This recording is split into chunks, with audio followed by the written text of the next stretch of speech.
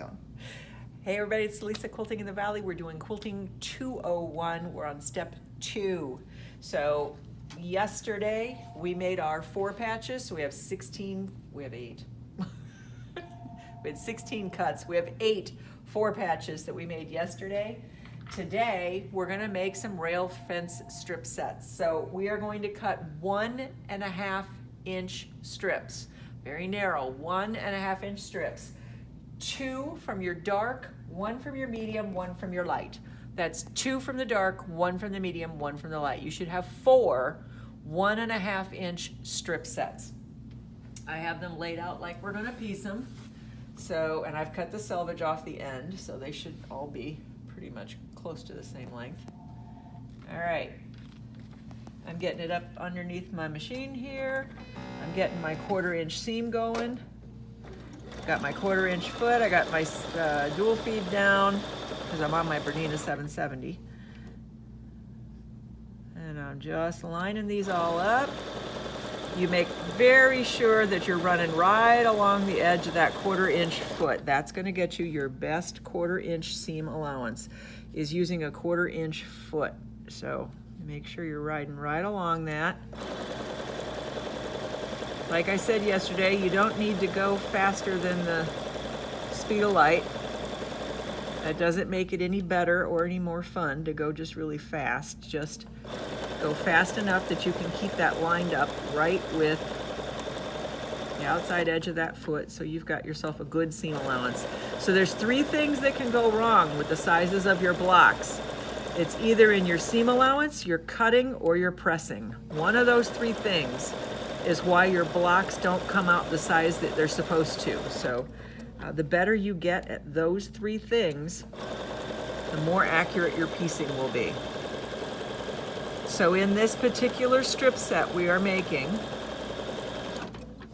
the dark is going to be on the outside of both sides. So I have my dark and my medium put together. I'm reversing it. Now I'm going to piece my next piece to the opposite side. Always do that. That keeps your strip sets going evenly, keeps them from bowing. So now I'm putting my light on to my medium. If you get a little closer, it'll be better. The glare is less bad when the light is. There you go. Okay. All right. Again, if you guys want to pin, knock yourself out with that. I'm not a big pinner, but there's nothing wrong with pinning. If you're more comfortable pinning, then you should go ahead and do that. So, again, I'm going along, just getting that good 1/4 inch seam. If you don't have a 1/4 inch foot on your machine, now would be the time to look into that. If you're looking to build some skills, that's one of the very best things that you can do, is get yourself a 1/4 inch foot. That will solve a lot of problems for you. Okay. I know this is like watching paint dry. Watching strip sets be sewn when somebody else is doing it. But here you go, here's your directions. All right, you got 1 more to go after this. Okay. So I'm getting down to the end of my strip set.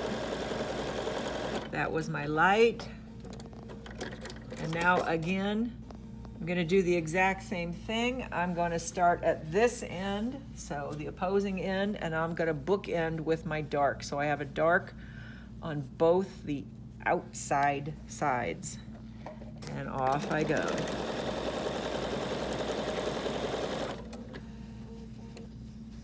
When I'm finished, this should measure 4.5 inches. So this should be the exact same width as the units that we made yesterday. And if you're wondering what happened with the Band-Aid on my finger, I did not injure myself sewing. It was a big monster paper cut off of a cardboard box. So there were no sewing injuries today. We're all good.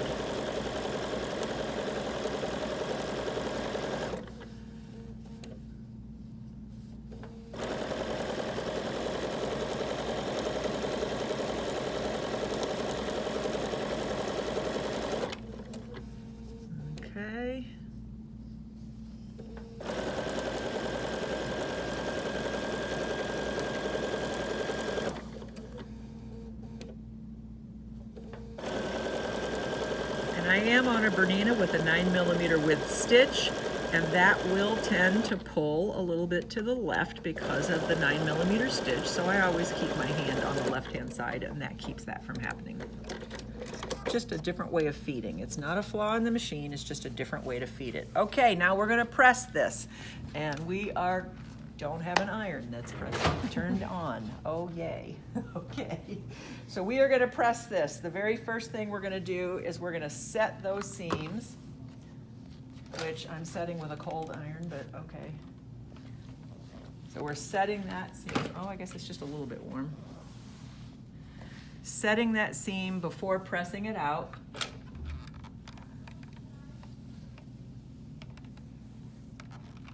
A little bit.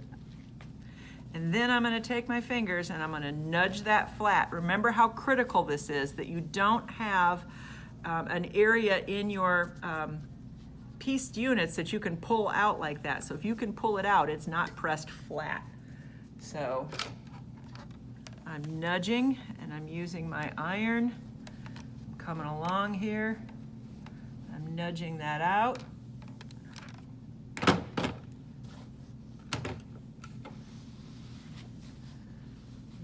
Nudge again, nudge, nudge, wink, wink.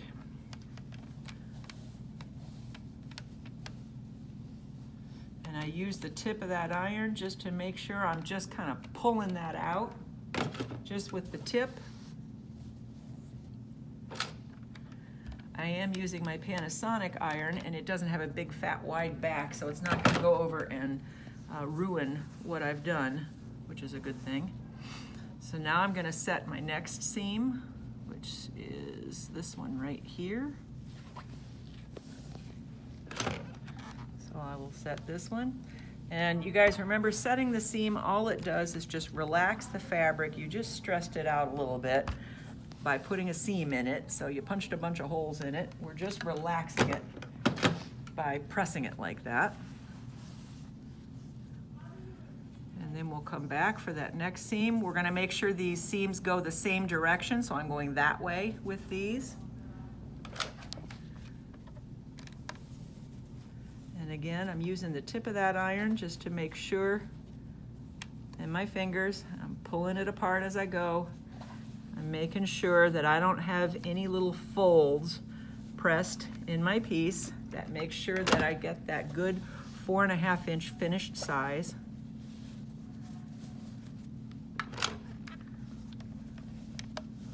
Come along.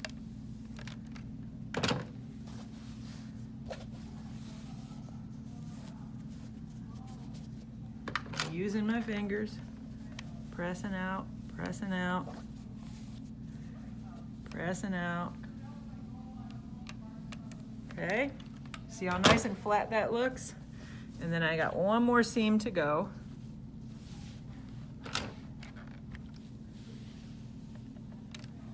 And I'm doing the exact same thing with this one. I'm setting that seam so it'll relax a little bit.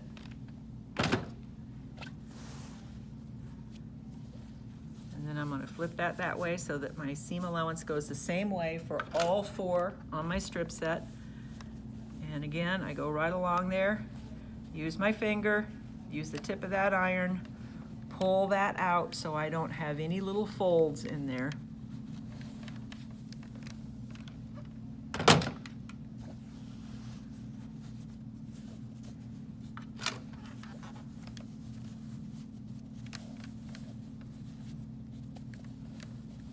Like that.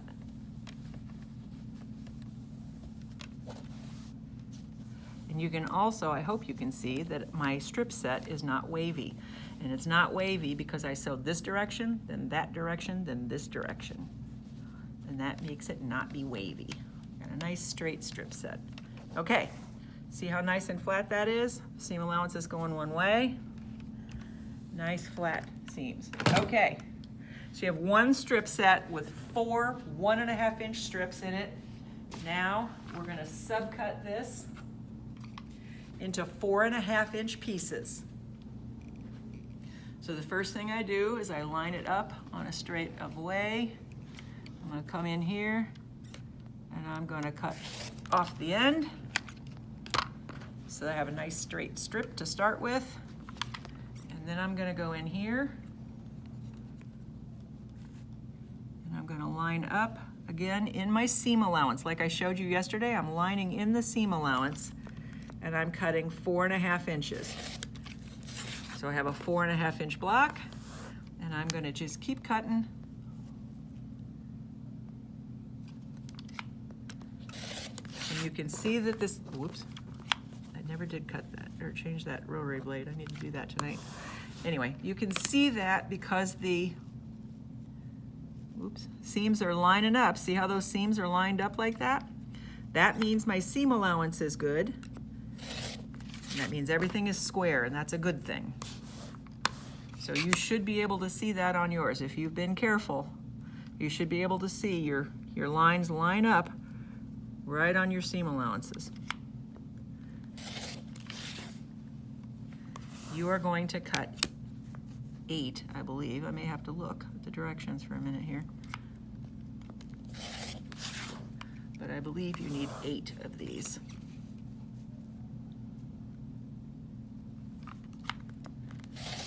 Okay, so I had a nice straight, daggone it.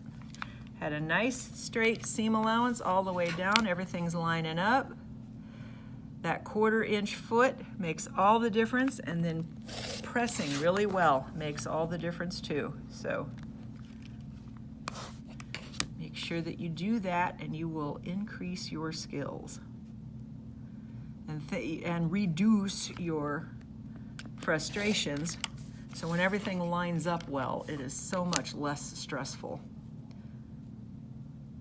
Way less stressful. So all the way down to the end of the strip, and I got another one. So there you go. There are my units I made this time. Here's our units we made last time. And tomorrow, we are gonna make half square triangles. So we're gonna learn how to make half square triangles out of squares, 2 at a time. And then we'll have another part of our quilt done. See you tomorrow.